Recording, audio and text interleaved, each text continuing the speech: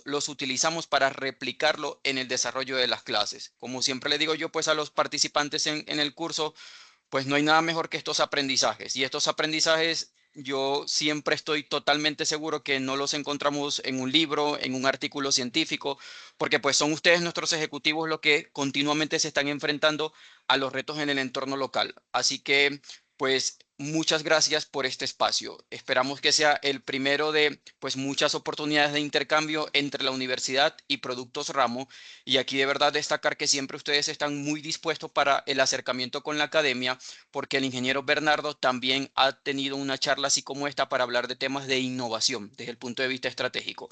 Así que bienvenido y ahora sí te doy la palabra entonces para que te presentes. Bueno, Moisés, muchísimas gracias por la oportunidad. Yo con franqueza los saludo a todos y tengo que decir que me siento muy honrado de esta invitación. Eh, por supuesto, tenemos toda la apertura para hablar todos los temas que tengan que ver con el desarrollo, digamos, de este ciclo de negocio de la compañía, porque es una compañía ya con 73 años en el mercado. Pero digamos que ha tenido unas fases, unas etapas, y ciertamente en los últimos 5 años, casi 5 años, pues hemos tenido lo que se llamaría como un escalón, para hablarlo en términos como ingenieriles, un escalón diferenciado, virtuoso del desempeño del negocio frente a una etapa previa donde es evidente que había un estancamiento. Entonces, con mucho gusto compartirles acá la experiencia y pues, digamos, los entendimientos de este servidor para ustedes. Muy bien, Carlos. Como tú decías, un escalón, pero un escalón muy alto. Y todos hemos sido testigos de ellos porque pues, nos encanta consumir los productos que ustedes ingeniosamente fabrican. Y nos hemos dado cuenta cómo en estos últimos años el portafolio se ha diversificado de manera significativa y lo han hecho solos, pero también lo han hecho a través de aliados. Y ese es uno de los temas que vamos a querer conversar contigo en este espacio. Carlos, para entender la dinámica de este conversatorio, las personas que tienen los videos activos son estudiantes de la maestría en finanzas y la maestría en administración. A mí me encanta que sea muy poco protocolar, es decir, que ellos se sientan libres de preguntarte, de conversar contigo. Así que, pues para entender, hay muchas personas conectadas, ya hay 23 asistentes, ellos tienen el chat activo, yo voy a estar entonces súper pendiente y desde ya le digo a las personas que están conectadas que cualquier pregunta que quieran pues compartir con Carlos la pueden escribir en el chat, que yo con mucho gusto entonces la voy compartiendo en el desarrollo de la conversación. Y bueno, Carlos, si quieres comenzamos con eso. Tú nos hablabas de ese escalón y como te decía, somos testigos del salto que han dado como compañía. Podemos comenzar hablando un poco acerca de cuáles han sido esas estrategias clave que han impulsado el crecimiento empresarial en estos últimos años. Sí, pues primero un poco de contexto que es importante de brindar, porque lo de siempre en los textos muchas veces aparece el caso exitoso, la parte del caso exitoso, pero la parte del sufrimiento, de las lágrimas y el sudor, a veces no sale muy bien. La verdad, pues es una empresa de 73 años, una empresa que arrancó con una iniciativa o un emprendimiento familiar. Que es básicamente un matrimonio que un día dice, hagamos un ponqué, lo ofrecen a unos compañeros de trabajo, y ahí empieza a generarse una bola de nieve pues insospechada. Todo esto se da, es una historia bonita, romántica y todo, pero pues tiene también su parte que hay que, digamos, poner como de parte del contexto, y es, pues era un momento en que la economía estaba cerrada. Y eso lo digo pues porque en el entorno de negocios, el contexto en el que se desarrollan los negocios, pues claramente afecta a los resultados.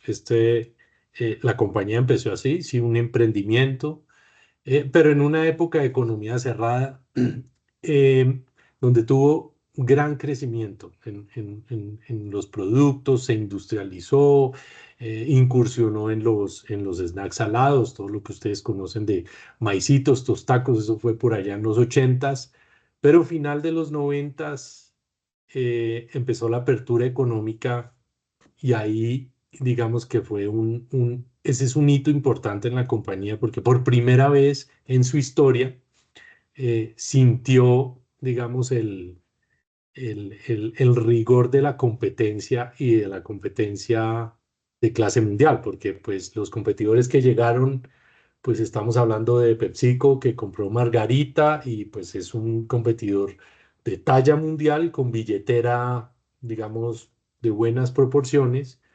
Y por el otro lado llegó Bimbo, también de talla mundial. No sé si ustedes saben, pero Bimbo es la empresa de panificación más grande del mundo.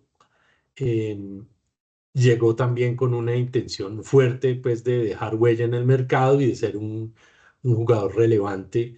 Y, y la verdad es que fue la primera vez que la compañía empezó a sentir, digamos, por llamarlo de alguna forma, el rigor de la competencia. Eso no es para demeritar el esfuerzo previo, que es un esfuerzo más concentrado es en la innovación de productos y en la profundización de la distribución, en hacerlo una capacidad y una potencia especial para la compañía, pero hasta allí la historia del entorno competitivo no era, digamos, una preocupación ordinaria de la administración.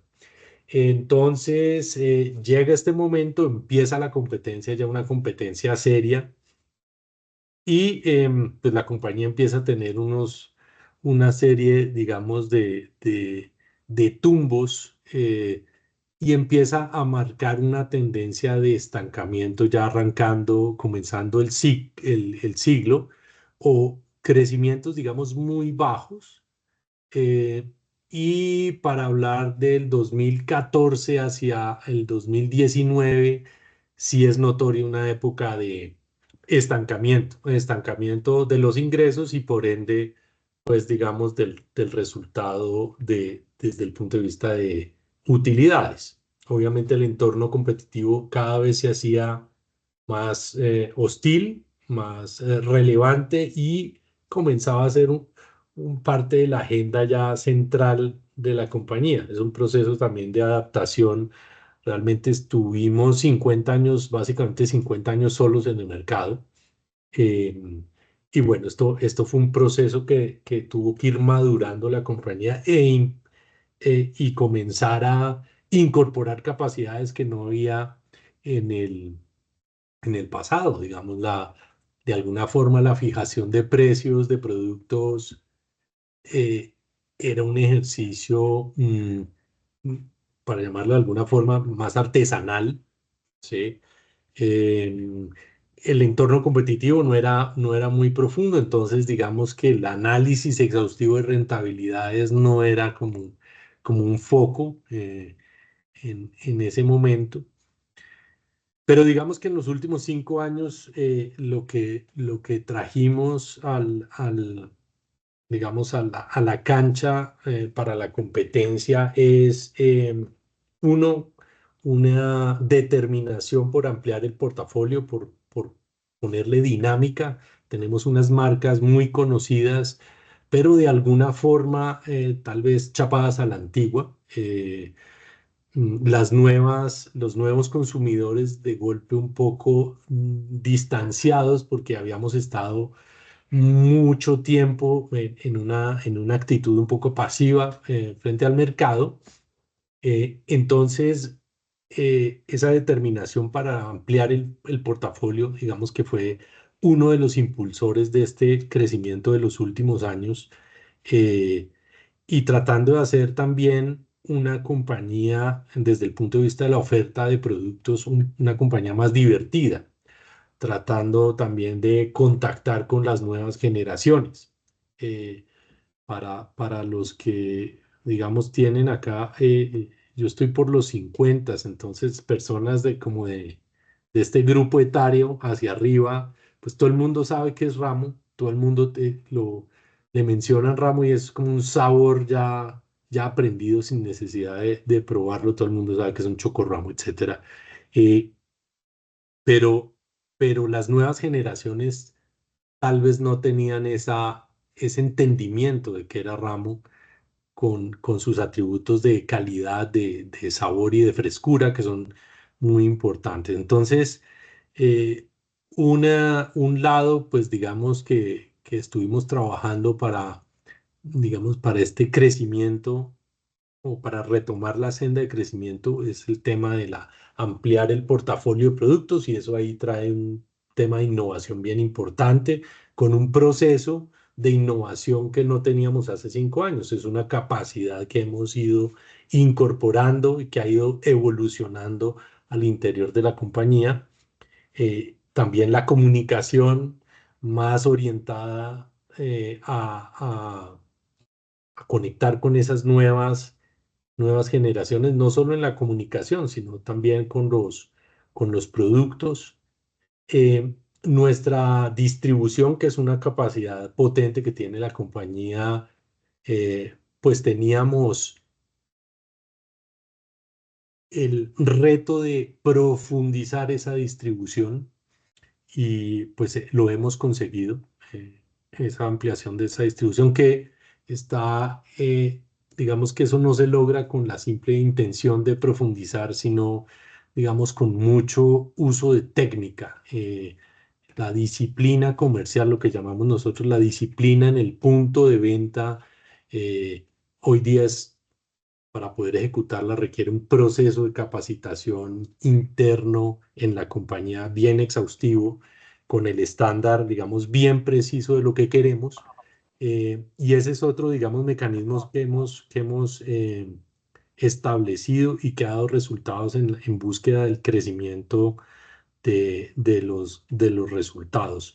Por otra parte, nosotros tenemos una obsesión que se ha instalado en la compañía relacionada con la mejora continua y eso principalmente lo estamos eh, viendo en los procesos productivos. Una empresa que tenía de alguna forma un atraso tecnológico en el proceso productivo, pues ha venido invirtiendo para ponerse al día en ese sentido y desde el punto de vista de información, pues ahí hemos dado, digamos, un viraje completo en la estrategia de datos, en la estrategia de información y en el consumo de la misma para lograr que la compañía sea una compañía que toma decisiones no con el criterio de una persona únicamente, con la intuición, sino con datos y con consenso basado en los datos. Hay que entender que esta compañía pues fue administrada por el fundador, gerente general y presidente de la Junta durante mucho tiempo, de forma tal que pues eso tiene muchas cosas bonitas, buenas. De las cosas no tan buenas es que la información siempre está muy, muy compartimentada, muy centralizada en una sola persona. Entonces, el tema de tecnología, no solo en procesos productivos, sino en tecnología de información, ha sido desde mi perspectiva, otro impulsor para esta dinámica nueva de crecimientos en la compañía. Muy bien, Carlos, tú ahorita describías la innovación como uno de los motores de ese crecimiento y aquí casualmente pues María Fernanda, una estudiante del MBA, quiere hacerte una pregunta con respecto a eso. Mafer. Hola, buenas tardes para todos, ¿cómo están? Bueno, primero, Carlos, muchísimas gracias por brindarnos este espacio. Realmente la trayectoria de ustedes es muy interesante como compañía y como representación de Colombia. Como lo decía Moisés, soy María Fernanda, actualmente trabajo en Cementos Argos en Mercadeo y me llama mucho la atención lo que estás mencionando, dado que si bien la innovación es muy importante en todos los procesos, a veces, y lo hemos visto en algunos casos de la clase, las empresas pueden perder un poco la identidad por innovar. Entonces me gustaría saber ustedes cómo han manejado esa innovación, conservando la identidad que nosotros, incluso los jóvenes, venimos viendo, incluso con las alianzas que están haciendo. Entonces, ¿cómo manejan ese balance entre innovación e identidad? Por favor. Sí, eh, nosotros tenemos un core de productos que son los que llamamos los de la nostalgia, por llamarlo de alguna forma. El Ponqué Ramo fue el primer producto que tuvo la compañía. sigue siendo igual. Esa es la fórmula súper secreta, eso se guarda, ¿no? Como la fórmula de la Coca-Cola, así también. Eso está por allá en un búnker en Estados Unidos, en una bóveda, etcétera. Lo mismo el chocorramo. Entonces, digamos, una base de productos que son como nuestras banderas de marca y alrededor de ellos venimos extendiendo las marcas. Entonces, la innovación, ¿cómo se trae? Por ejemplo, les cuento la historia de las esquinas. No sé si todos han visto, si no probado las esquinas de Chocorramo.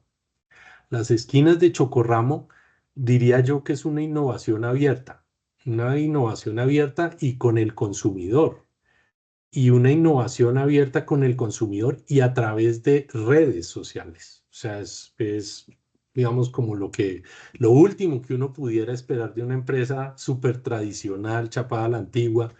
Entonces, ¿cuál es el concepto? El concepto es a través de de las escuchas de redes sociales, que hoy día tenemos un departamento lo que llaman un war room, que están pendientes de las redes sociales. Entonces las escuchas, las vistas de lo que opina la gente en las redes sociales nos permitió llegar a un insight, y es la parte más rica del chocorramo es la esquina, por los comentarios. Uy, qué rica la esquina. No, la esquina no la comparto. Cualquier parte del chocorramo menos la esquina. Me peleé con mi novio porque me quitó la esquina. Bueno, todo este tipo de cosas. Y el entendimiento es, claro, la esquina tiene más chocolate que el resto del ponqué. La esquina, además, es una porción, digamos, de snackeable rico. No es todo el ponqué de 65 gramos, sino es una porcioncita. Entonces ahí vienen los insights, ¿no? Las capacidades de mercadeo con visión de nuevas audiencias, ¿no? Eh, Oiga, hagamos una bolsa de esquinas, una bolsa de esquinas. Y eso sumado también a un tema de mentalidad. Acá pues esto va a sonar raro porque el financiero solo habla de números y de productividad y toda esa cosa, pero la compañía, hay que reconocerlo, que ha tenido una transformación cultural inmensa. Y esa transformación cultural es responsable de los resultados que estamos teniendo también. Entonces, el tema de las esquinas es una extensión de Chocorramo, pero de una forma más divertida, de una forma actualizada, ¿sí?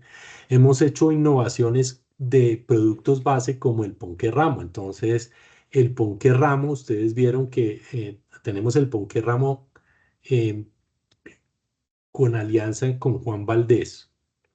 Entonces, el mismo Ponqué Ramo, digamos, pero pues tiene una incorporación tecnológica y una alianza de plataforma con Juan Valdés, y se hace un producto mucho más divertido, mucho más actual, ¿no? ¿Quién de nosotros no ha ido a un Juan Valdés? Todos vamos a Juan Valdés, sabemos que es Juan Valdés.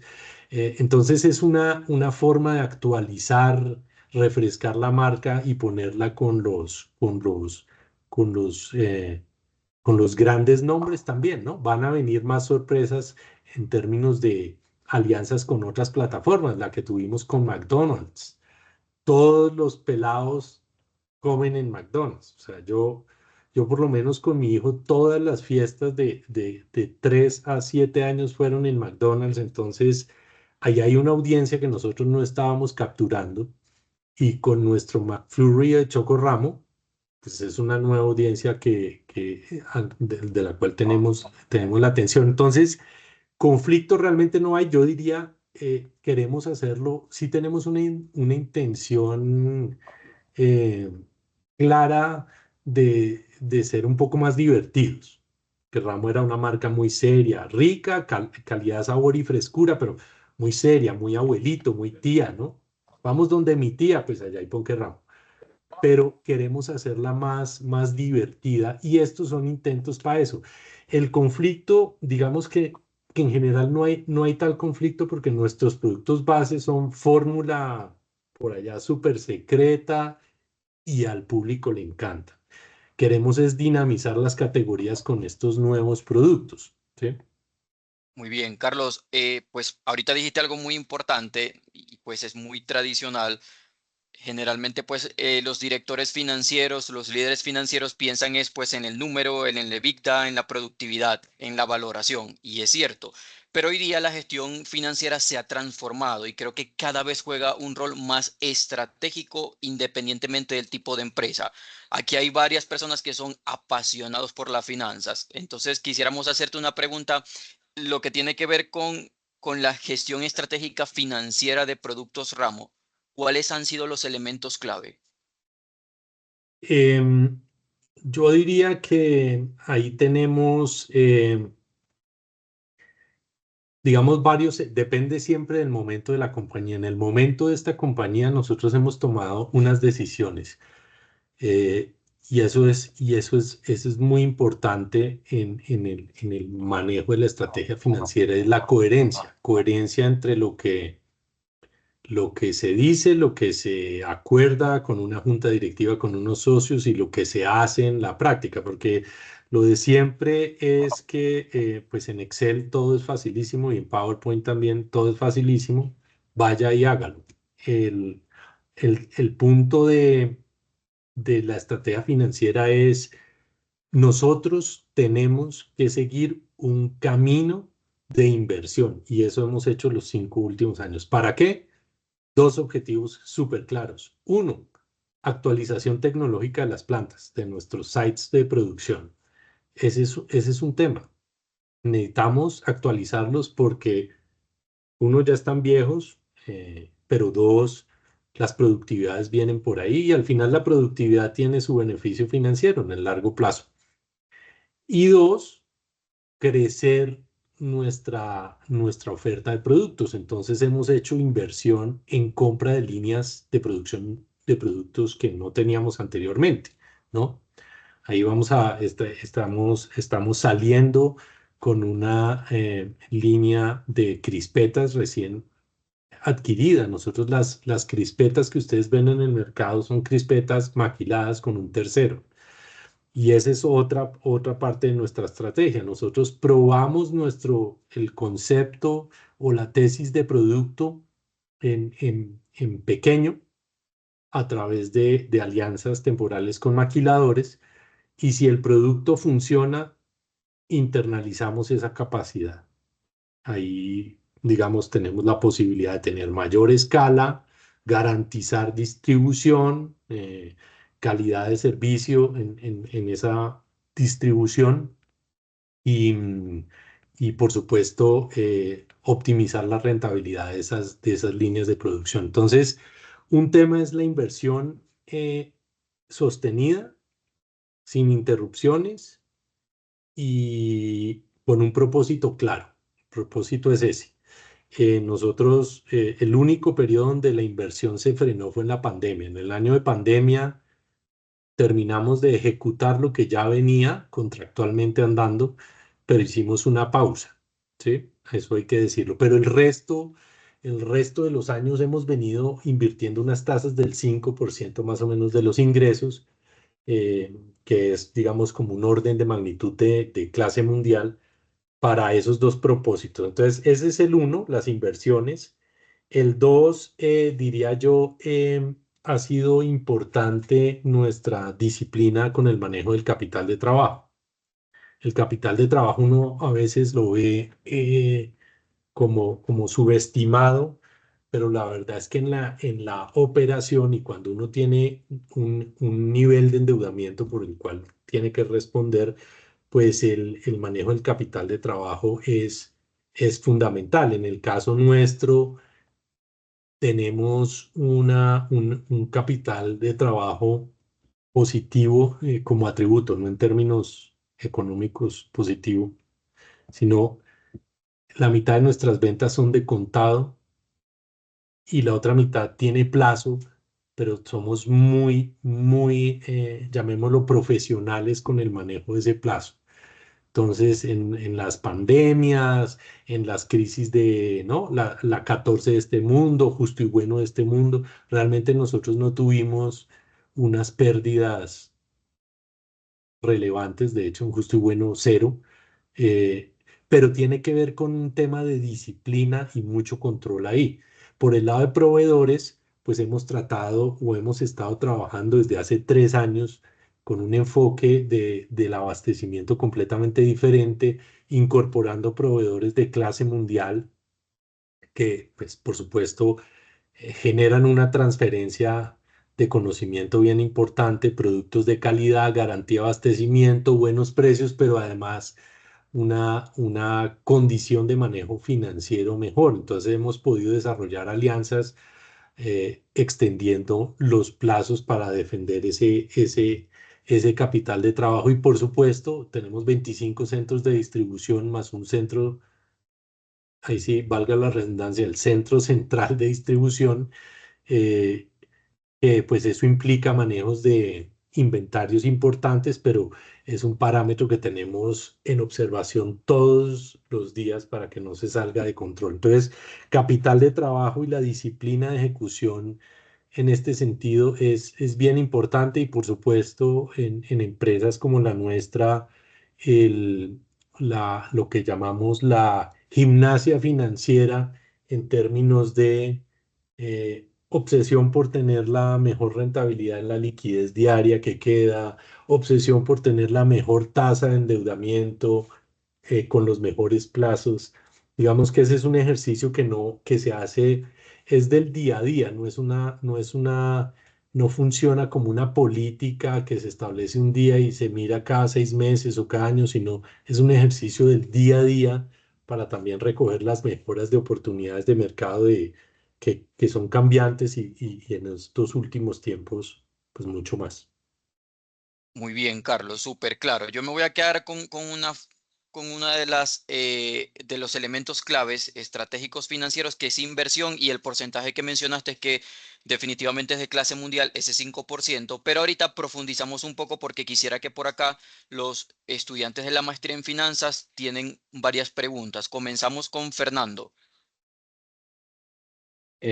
Gracias, profe, y gracias, Carlos, nuevamente.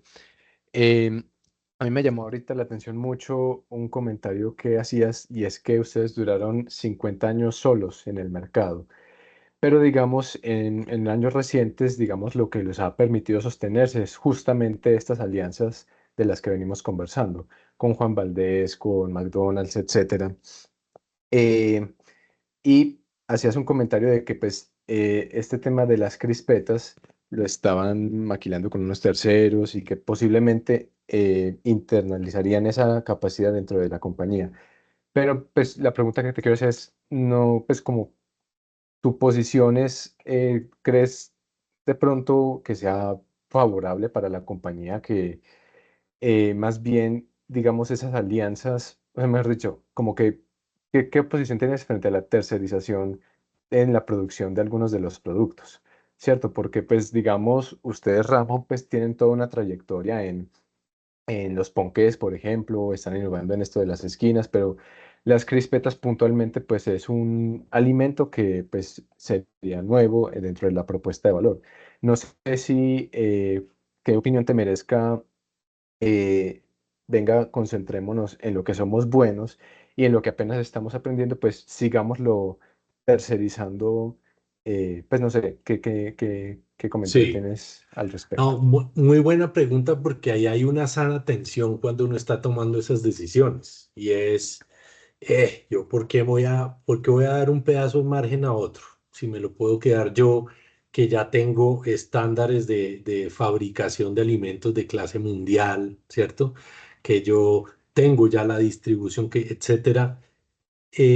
Y la verdad es que bueno, uno, la innovación, ese sí no entra en tensión porque nosotros queremos innovar, queremos sacar productos nuevos que nunca hemos hecho. Eh, en esa ruta sí vamos a seguir porque ese es un convencimiento.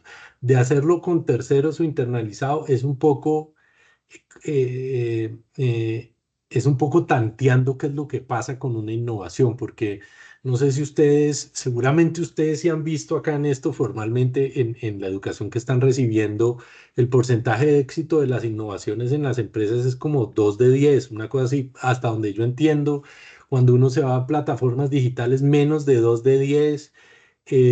Entonces es un poco patantear y fallar en pequeño, si se quiere, fallar en pequeño y rápido y seguir el otro capítulo, pasar la página, seguir el capítulo. Si funciona, esa es la nuestra porque nosotros tenemos la potencia de distribución, la potencia de fabricación, la potencia de las marcas, ¿sí?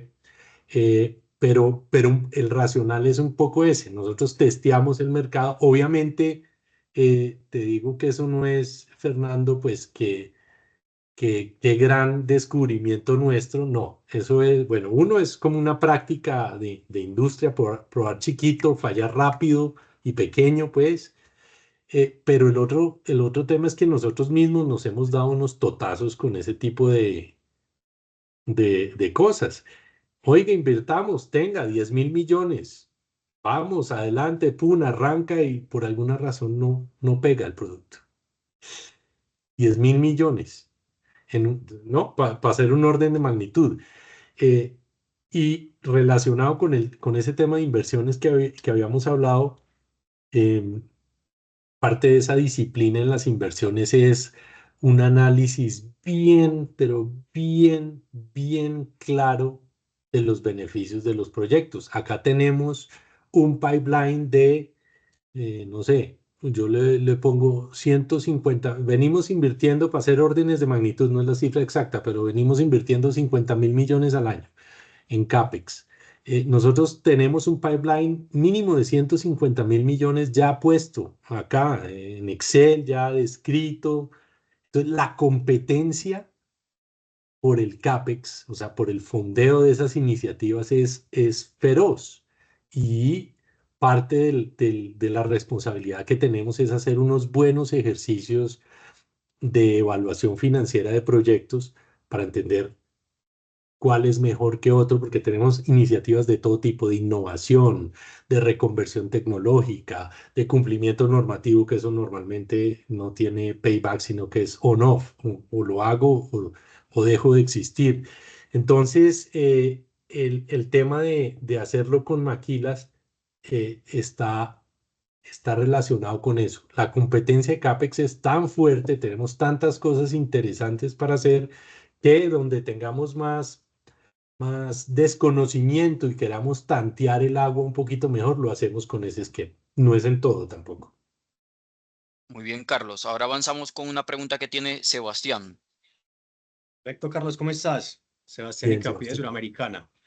Carlos, yo tenía una pregunta más desde la gestión de riesgos. O sea, ¿qué estrategias? Yo sé que ya has mencionado algunas, pero ¿qué estrategias de gestión de riesgos financieros han adoptado ustedes como producto ramo, pues obviamente para protegerse, uno, de la volatilidad del mercado y otro de factores externos también que han empezado, obviamente, a generar, lo mencionas ahorita, el tema de competidores, que es uno de los más fuertes y uno de los que más puede también, obviamente, moverlos.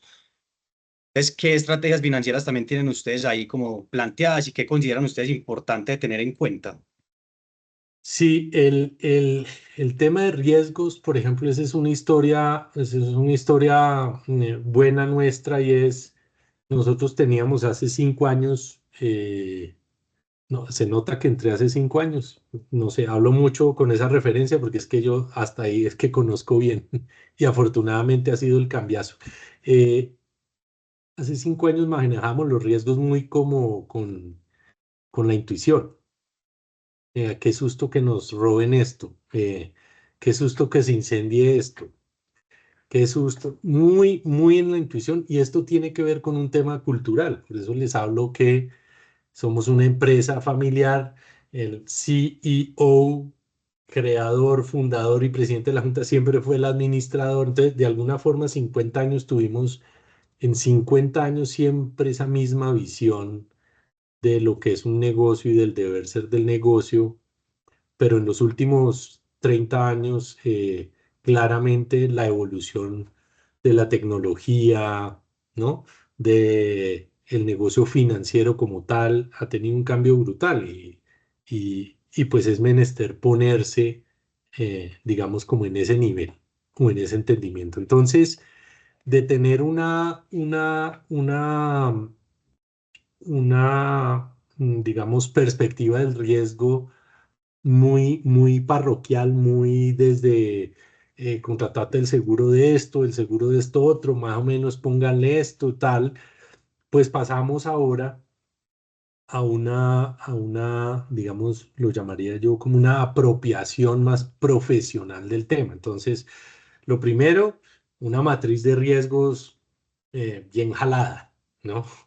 Como es, con estándar de clase mundial, acompañados en el proceso, porque la verdad es que no nos la sabemos todas, pero se incorporan las personas o las firmas que ayudan para ir construyendo ese entendimiento e ir consolidando la capacidad al interior de la compañía. Entonces ya tenemos una matriz de riesgos bien jalada, tenemos comité de auditoría que está supervisando los riesgos, comité de auditoría de junta directiva, eh, y, y eso hace parte también de la madurez de la compañía, el gobierno corporativo. Es otro tema muy importante, muy importante. En una empresa familiar, de verdad familiar,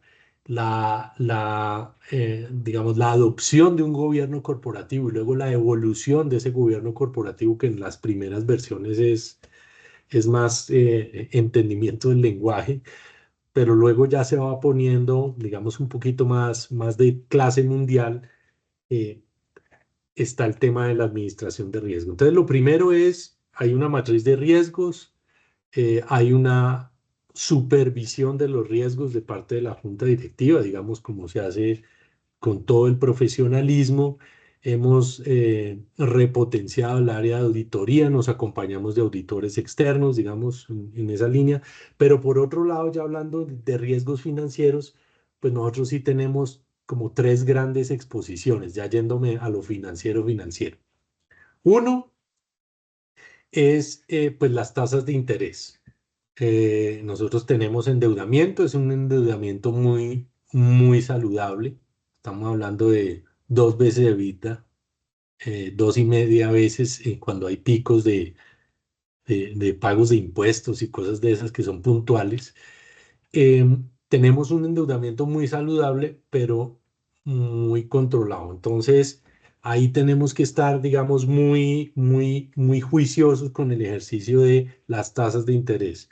Y las tasas de interés, pues, tienen una afectación directa al PIG y por eso, digamos, cuando hay oportunidades, que a veces hay ventanas de oportunidad, hacemos coberturas inclusive de tasas de interés. El otro punto es la tasa de cambio. Nosotros aún tenemos una exposición al dólar, a la moneda extranjera por los ingresos muy bajita. Hasta ahora las ventas de exportaciones son el 3% del total de las ventas, entonces ahí no está la exposición grande, pero en el pasivo sí tenemos una exposición bien grande. Yo diría que las 4 materias primas principales, los macro ingredientes de nuestros productos, todos son commodities, todos. Entonces, en el caso del trigo, hacemos coberturas de trigo en dólares, luego hacemos cobertura de tasa de cambio de dólar peso. En el huevo, el huevo es una conversión de agua, torta de soya y maíz, pues a grandes rasgos. El maíz es importado, la torta de soya es importada. Ahí también hacemos coberturas de tasa de cambio, sí, y del commodity. En el azúcar no hay unas coberturas muy profesionales, pero hacemos lo que se puede porque es un precio, digamos, regulado en Colombia, pues no regulado en Colombia, pero hay un precio de referencia del azúcar en Colombia que sigue precios internacionales y dólar, de ahí estamos dolarizados. Y por último, las grasas también tienen un precio de referencia colombiano que depende de un commodity, el precio de la palma en Malasia y del dólar. Así que digamos, casi que la mitad del costo tiene que ver con tasa de cambio peso dólar y con commodities y nosotros hacemos coberturas de esos, digamos, 5 elementos, los 4 commodities y las tasas de cambio. Esa es la forma como atendemos la exposición de los riesgos de tasa de cambio y de futuros de los commodities. Muchas gracias, Carlos. Muy bien, Carlos. Y allí cuando dijiste el comité de auditoría, Seba se estaba riendo porque ese es su día a día en Suramericana. Ah, sí, señor, qué pena que no me presenté. Yo hago parte de la gerencia de auditoría. Así es. Muy bien. Que cada día coge más relevancia. Sí, claro. Carlos dice, claro que sí, soy consciente Claro que de sí, eso. ¿no? Bueno, aquí continuamos con una pregunta que tiene el compañero Mauricio. Sí, adelante. Muchas gracias, eh, eh, doctor Moisés, doctor Carlos, de verdad que es un espacio increíble. Y sí, pues primero agradecerle el espacio y segundo, decirle del orgullo de, como colombiano, pues de una empresa como Ramo, que acá tengo mi Ponqué Gala, que siempre me acompaña a toda hora. Entonces, Excelente. yo estaba viendo incluso ya Ramo está reportando, estaba viendo bajo Global Reporting Initiative en sostenibilidad, incorporar unas buenas prácticas, pues importantes. Yo tenía unas preguntas que ya un poco las contestó antes a Sebas, pero la primera que tengo es esta, y es pasar de una empresa familiar a una multilatina, pues, o en ese camino debió ser un proceso dificilísimo, que pasa por tener un gobierno corporativo diferente. Y la estrategia un poco que usted nos mencionaba pasó por eso, por cambiar toda el gobierno pues de la compañía. Eso debe ser muy difícil, pero si uno pudiera identificar en ese proceso tan exitoso, porque es un caso de éxito desde mi punto de vista, ¿cuáles son los elementos que uno puede decir críticos de éxito para haber logrado eso hasta este momento en el tema del gobierno corporativo y convertirse en una empresa familiar a una empresa multilatina? Pues ya el 3% ya tiene presencia pequeña, pero con seguridad próximamente el portafolio de ingresos va a provenir también mucho de la parte externa. La segunda pregunta eran preguntas financieras, ya las contestó usted muy bien sobre el endeudamiento, 2.5 EBITDA. Un poco como por saber los márgenes que obtiene, los márgenes netos que tiene, y hablaba usted del CAPEX, más o menos en un rango de rentabilidad para sus proyectos, ¿en qué nivel están? Pues no un número exacto, pero sí un rango, digamos, que acá siempre nos interesa mucho mirar como esas rentabilidades que espera el inversionista en diferentes sectores. Sí, Entonces, por ejemplo, yo que soy en el sector minero, a nosotros nos evalúan con unas rentabilidades que tienen que ser al 12 o 15% para poder aceptar un proyecto. Es simplemente para tener esa medida de comparación con el sector de alimentos, en el caso de Ramo. Y la tercera pregunta es, y qué pena tantas preguntas, pero es que realmente es muy interesante el caso de Ramo, es el futuro, me imagino yo, es profundizar el mercado nacional, pero también confirmar y penetrar más en el mercado internacional. Respecto al nacional, ¿ustedes cómo ven las condiciones ahora del país, digamos, y sobre todo la elasticidad de la demanda de los productos, por ejemplo, con el crecimiento del PIB o con las condiciones económicas del país que ahora son un poco difíciles? Para nadie es un secreto que pues estamos enfrentando condiciones de política económica complejas. ¿Eso cree usted que puede afectar en el corto y en el mediano plazo los resultados de Ramo? Y en lo internacional, digamos, ¿cómo y qué mercados están ustedes viendo como los de crecimiento? Ramos se va a ir por el mercado americano, se va a ir por Latinoamérica, o piensa que Asia también.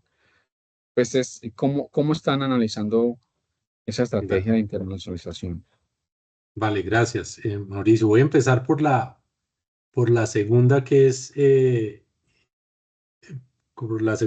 tema de cuáles son las tasas de rentabilidad. Entonces, una práctica, digamos, juiciosa que tenemos es que medimos la rentabilidad del accionista vía el análisis de valor económico agregado.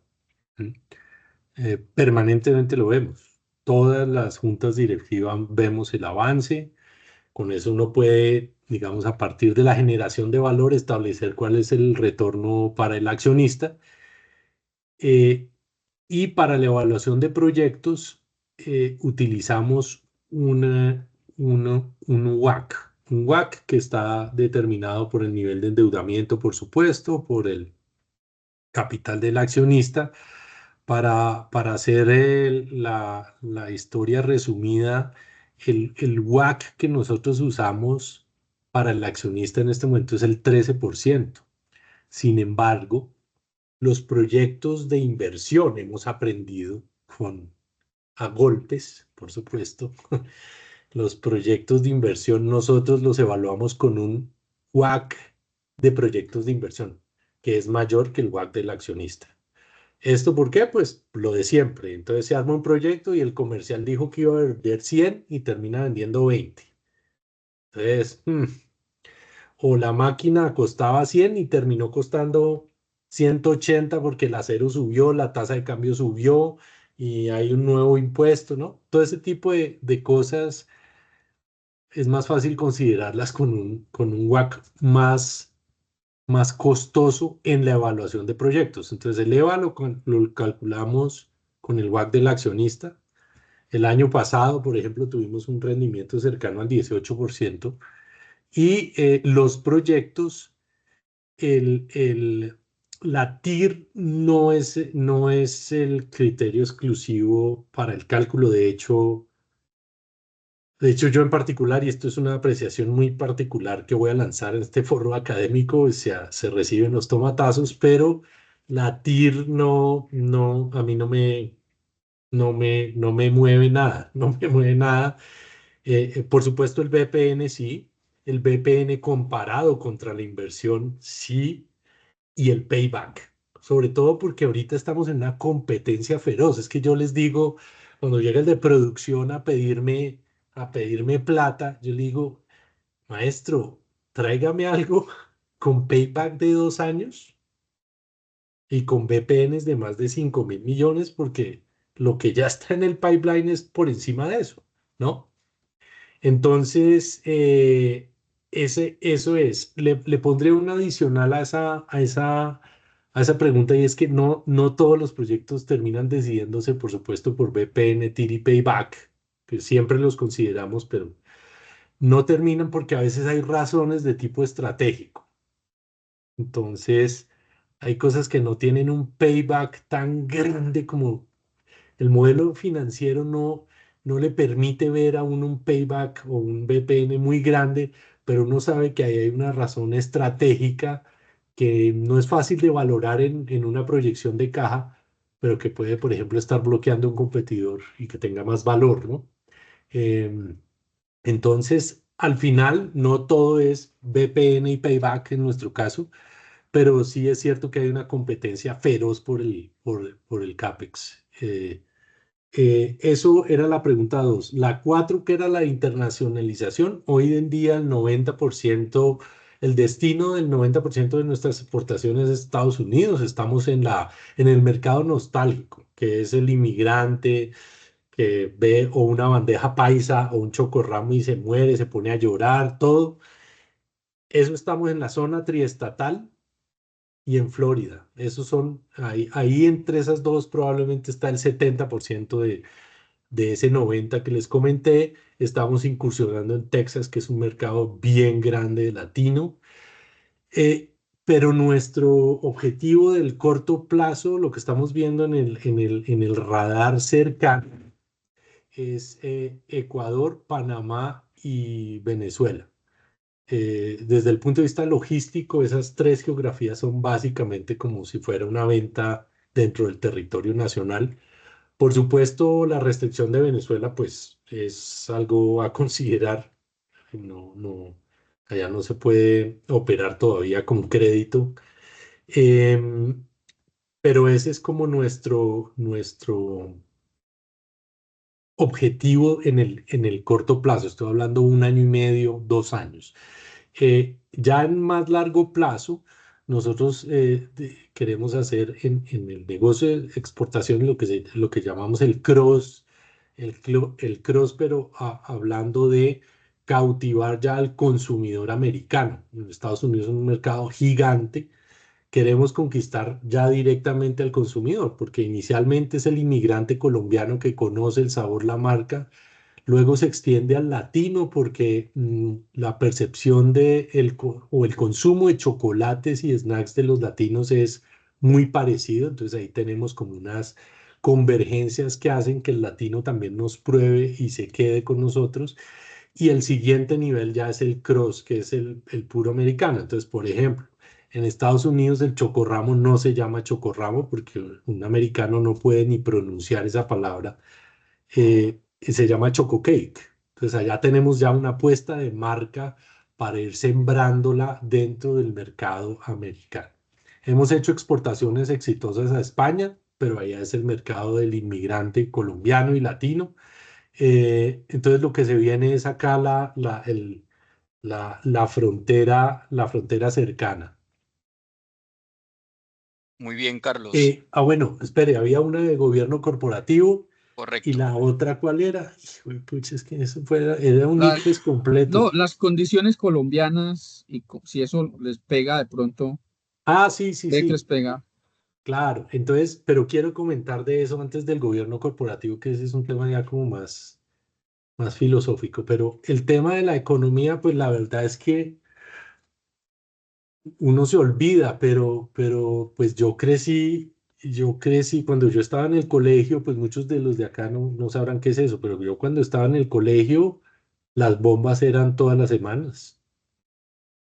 El narcotráfico estaba en su pleno, no se podía salir, ¿no? Yo en mi bachillerato salí muy poco, en las condiciones de seguridad cada uno salía medio a la frontera pues de la parte rural de Cundinamarca y ya estaba expuesto pues para una pesca milagrosa. Uno se olvida un poco de que nosotros hemos vivido hace rato en un país, digamos, con esas particularidades, llamaría yo, para ponerlo de alguna forma positiva u optimista.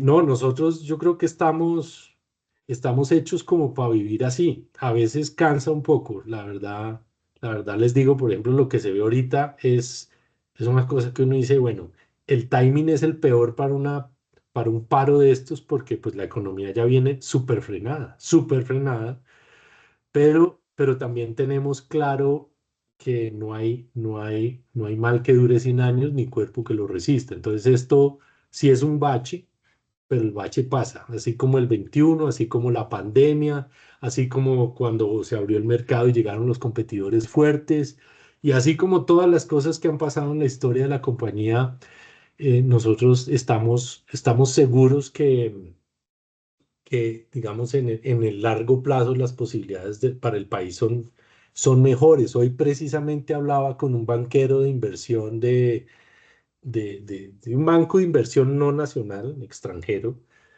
y me dice, pues es lo más de paradójico que acá todos estamos hoy en trabajo en casa, pues haciéndole la gambeta, afectaciones de paro, pero de los fondos de inversión canadienses, los americanos, algunos europeos, algunas empresas privadas, pues de capital privado europeas, están de lo más interesadas en Colombia y están pagando múltiplos de vida que uno dice, pero es que no ven el tiempo. Ojalá que no lo vean. Ojalá que no vean noticias, porque las propias noticias nuestras nos intoxican. Pues yo lo veo así. Eh, pero yo sí veo que hay un panorama en el largo plazo positivo y estos inversionistas, por ejemplo, la tienen clara. Estamos hablando de inversionistas no de capitales golondrinas, sino de equity de largo plazo. ¿M? Bueno, y la del gobierno corporativo,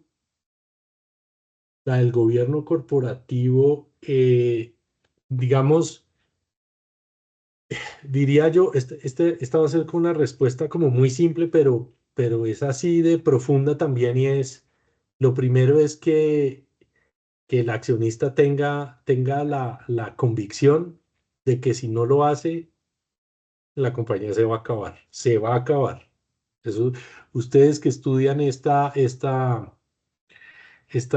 posgrados, eso hay estadísticas, ¿no? Y nosotros se lo decimos a los accionistas, nosotros ya vamos en la tercera generación, se lo decimos a los accionistas ahí en la cara. No, es que estadísticamente la tercera generación es la que acaba las compañías, así como botando un dato curioso.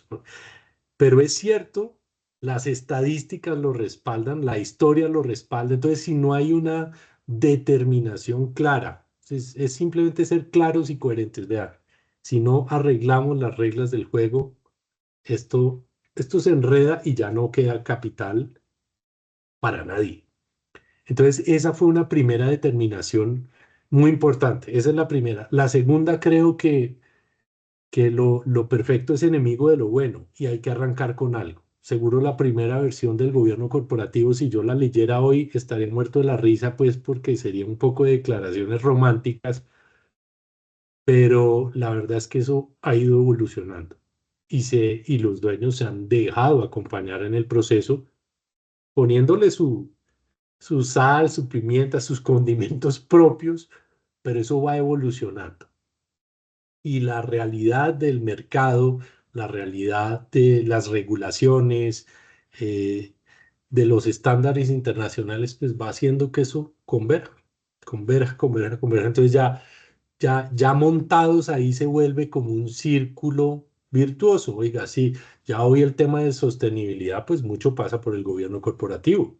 No es solo que le presten plata a la empresa, sino en sostenibilidad sí preguntan cositas del gobierno corporativo. Asegurémonos que desde el punto de vista gobierno corporativo ustedes sí están haciendo esto. Entonces ya el accionista dice, uy, esto ya me rebota por un lado, por el otro, el financiero, la reputación, ¿no? La sostenibilidad y así va generando, digamos, como una dinámica de convergencia hacia un buen gobierno corporativo. No les digo que es fácil, ¿no? Eso lo dice solo el libro, eso no es fácil, pero es un proceso evolutivo, que es también lo otro que hay que considerar.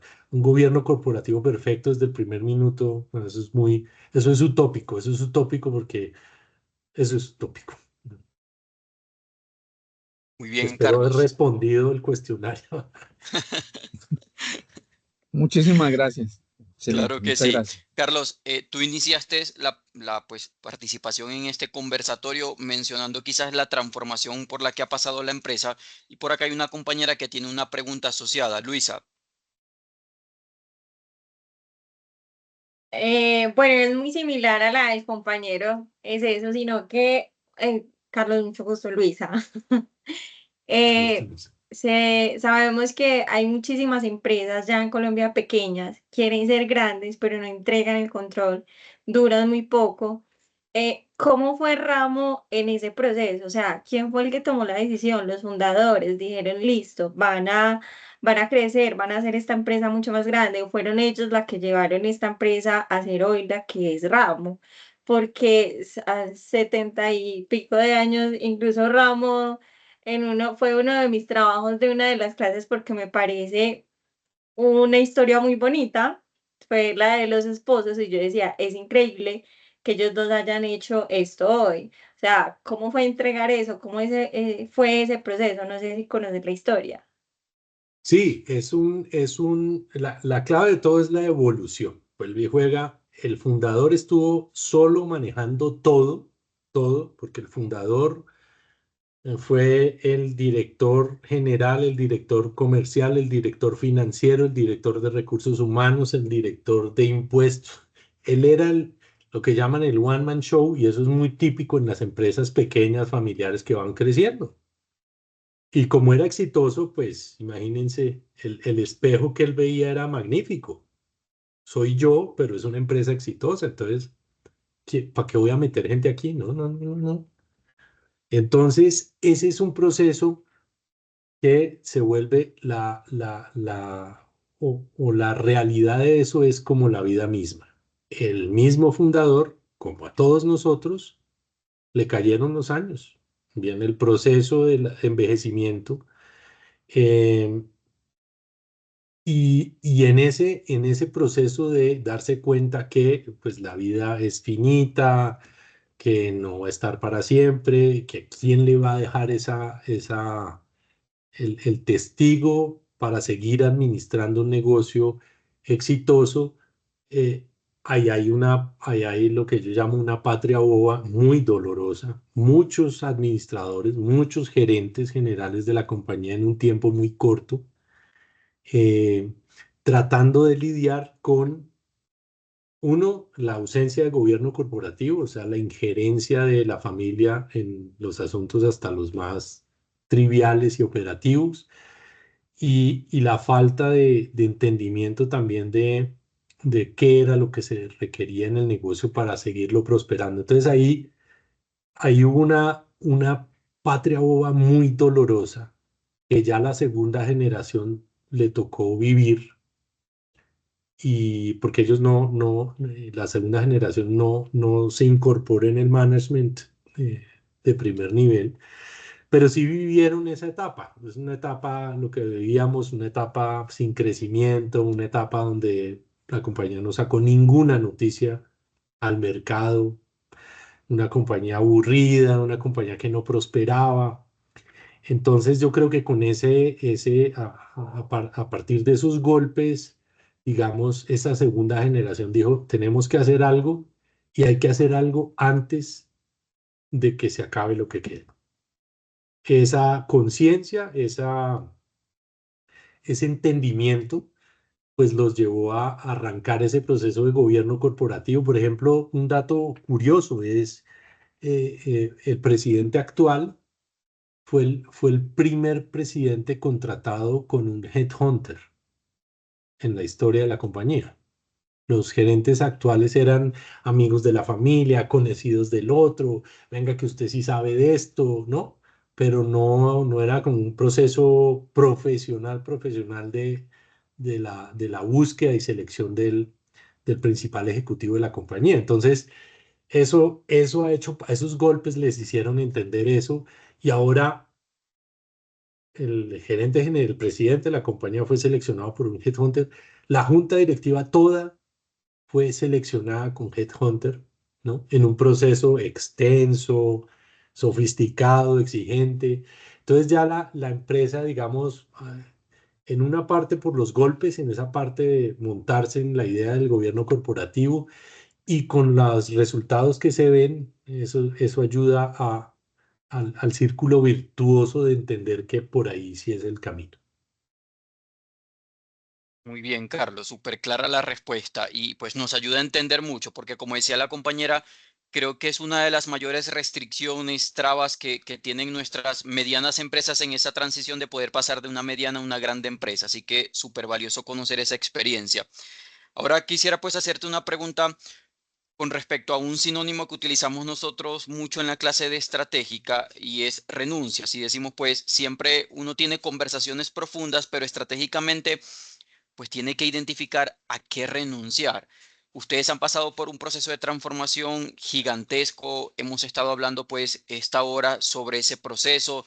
¿Nos puedes comentar una experiencia propia? Es decir, desde tu parte como director financiero, una renuncia que quizás te llevó mucho pensamiento estratégico y tomar la decisión de esto no.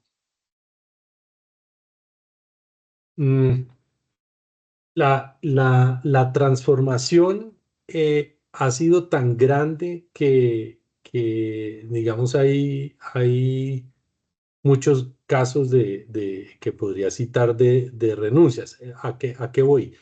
Cuando yo llegué a la compañía, la estructura organizacional, por ejemplo, estaba muy... mm, era una estructura organizacional muy grande para la operación que estábamos teniendo, y adicionalmente era una estructura organizacional por la cultura que fomentaba el trabajo en silos, pero exacerbado. O sea, cuando ustedes vean algún análisis de una compañía que trabaja por silos, pues ese que lean, Ramo era 100 veces ese.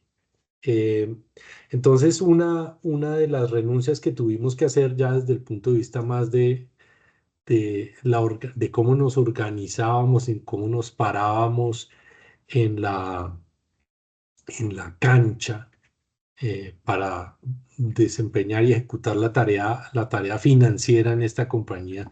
Una de las renuncias fue precisamente conservar el esquema y status quo organizacional que teníamos. Esa fue una renuncia. Esas renuncias se fueron dando en las diferentes áreas de la compañía, pero no al tiempo. Yo recién llegué a la compañía, pues identifiqué con el continuismo como un freno y un lastre a lo que iba a ser la gestión financiera. Y esa fue una de las renuncias que tuvimos que hacer. Por otra parte, hay renuncias también que salen del área financiera, pero son para el negocio.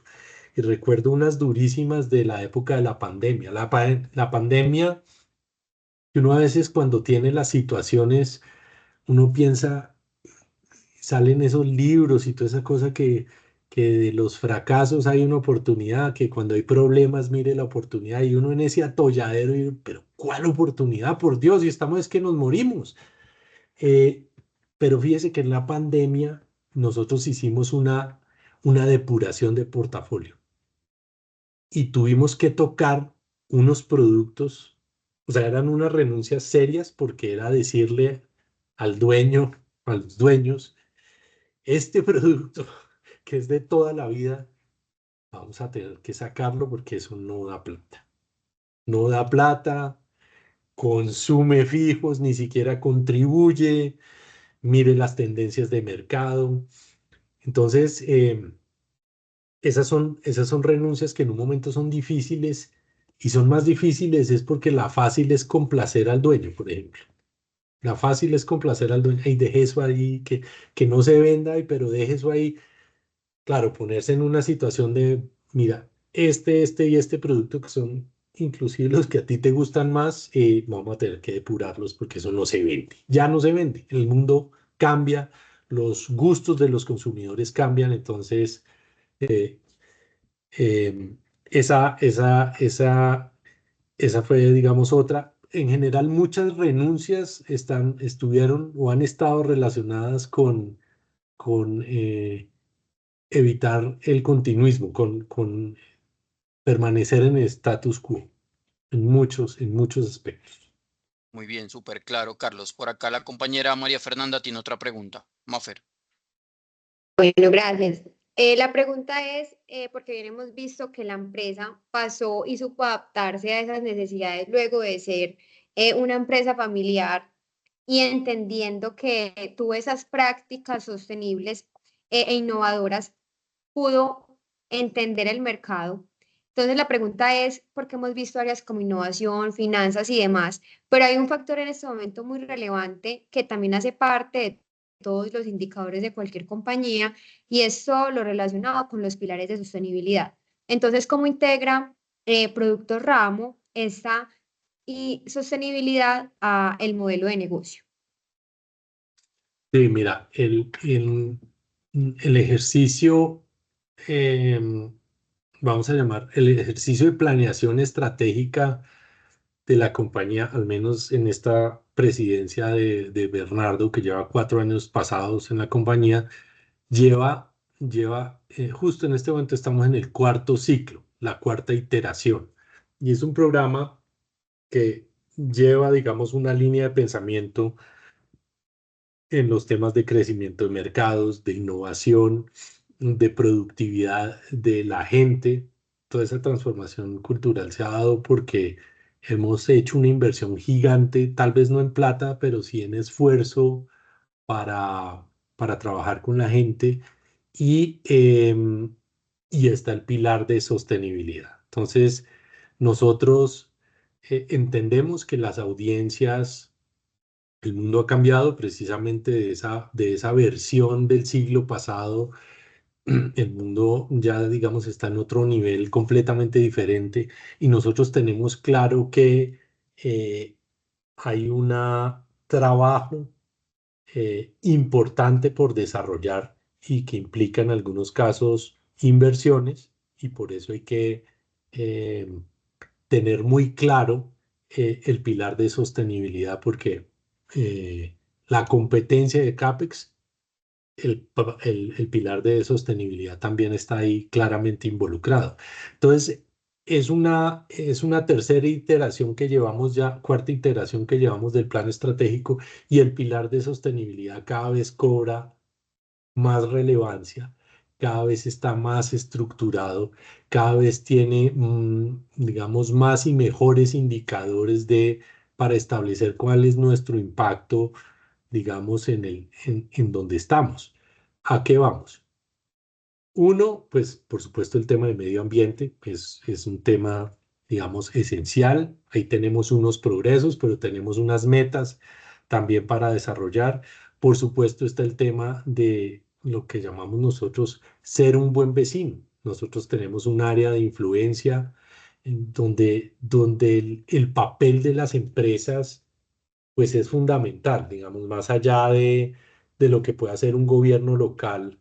El gobierno local, pues al final está 4 años. Es muy probable que no haya continuidad en los programas de un gobierno local, pues ni nacional, pero la empresa sí permanece.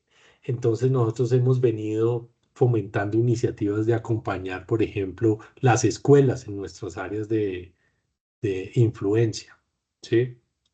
En los programas educativos, donde hay alcance, porque pues el Ministerio de Educación tiene digamos, las de delinear los parámetros de operación, funcionamiento y por supuesto los pensums, pero hay mucha contribución que se puede hacer.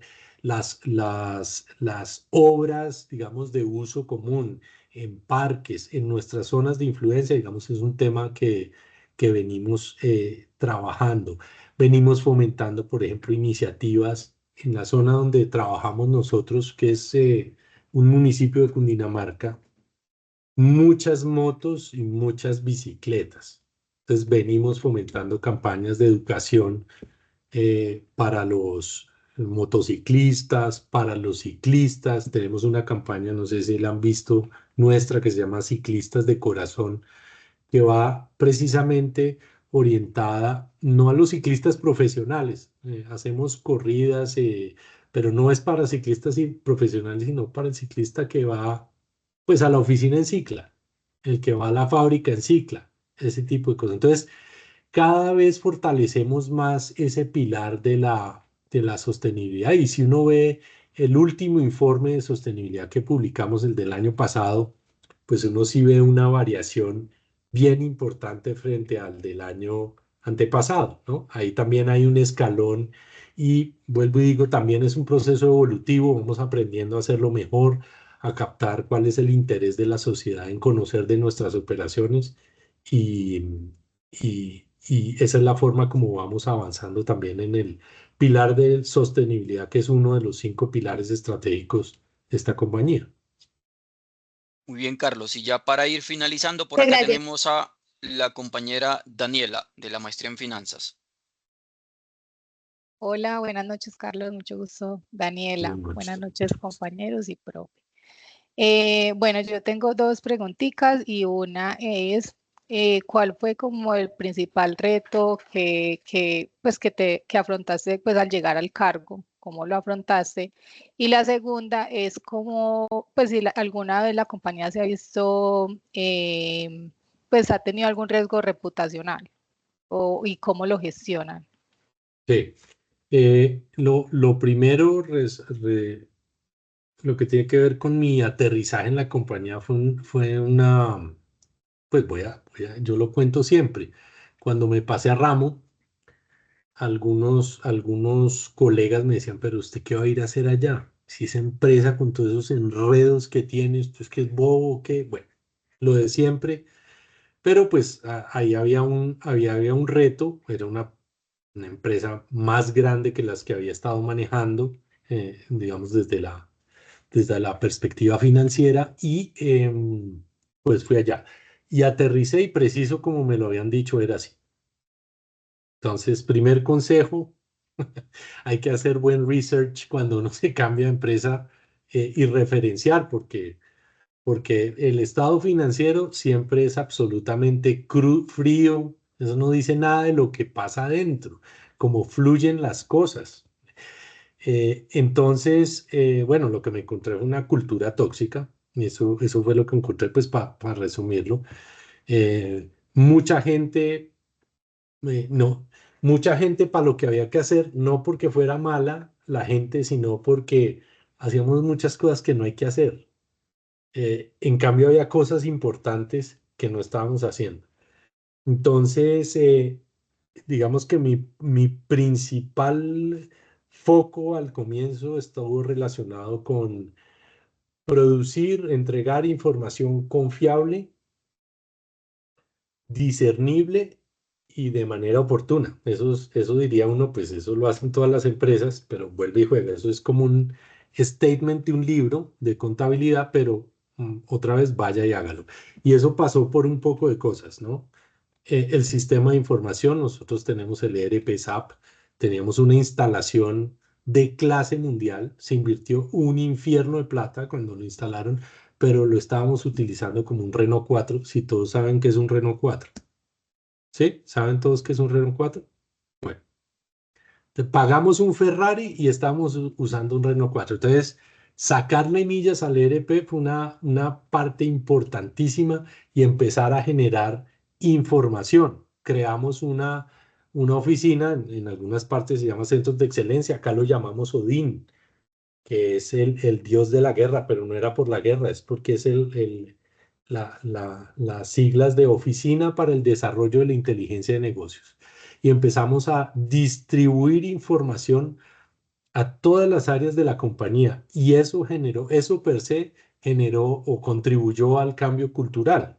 Ya los hilos empiezan a caerse porque la información está al acceso de mucha gente, no solo el jefe compartiendo solo lo que quiere compartir, sino el que tiene permiso de acceso, va y accesa, trabaja con la información y ese digamos que fue un reto bien, bien grande en un comienzo en el que se invirtió hartísima energía, por supuesto con los golpes que eso impacta. Entonces esa fue digamos como la más grande. De ahí para adelante hemos venido haciendo cositas bien interesantes en todas las áreas. Yo tengo a mi cargo el área de compras y ahí el programa de abastecimiento ha dado un vuelco gigante.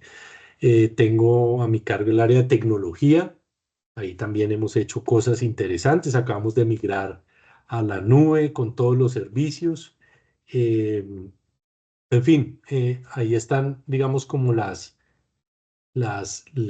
responsabilidades, pero tal vez la contribución más grande viene por el tema de poner disponible una gran cantidad de información de manera organizada para irnos a hacer una organización menos jerárquica, con menos hilos y con una toma de decisiones más rápida porque se tiene la información. Cuando uno no tiene datos, tiene que empezar a preguntar aquí y allá, qué me dice la intuición, pero ya tomando datos nos hemos vuelto una compañía mucho más rápida, eficiente para tomar decisiones. La segunda pregunta, por supuesto, nosotros somos una compañía con una marca muy reconocida y el elemento del riesgo reputacional pues está a la luz del día en todo. Entonces, esa gestión de riesgos, pues ese riesgo, ¿cómo lo trabajamos? Pues lo primero, como cualquier empresa grande, eso sí, no tiene que ver con ramo en particular, sino con una empresa que tenga renombre, pues tenemos digamos, establecido un plan de emergencia para ese tema de las crisis reputacionales, con gente profesional que nos ayuda, pero también en el tema, por ejemplo, de reputación por producto, pues tenemos aseguramiento de estas pólizas de recall, que aquí hay colegas del ramo de seguros, que nos permiten gestionar ese riesgo. Es un riesgo que también está, o sea, nosotros producimos un alimento y ese alimento tenemos buenas prácticas de manufactura, hacemos lo posible porque salga divino, le metemos todo el corazón, pero si algo sale mal, pues ahí hay una póliza de recall que nos ayuda pues a resarcir. Ahora, los estándares que tenemos en términos de calidad son bien exigentes en la planta, en las plantas, entonces, digamos, la póliza, como siempre, está, así uno maneje despacio el carro, pues debe tener la póliza del carro para hacer el símil. Entonces, esa es la fórmula con la que manejamos y el tema reputacional, pues es del primer nivel de importancia y en nuestra matriz de riesgos, pues está allá, porque somos una marca muy, muy reconocida y a diferencia de un maquilador, por ejemplo, que eso no se ve la marca, pues nosotros sí estamos, digamos, en todas las góndolas, en todas las estanterías. Muy bien, Carlos. Súper claro.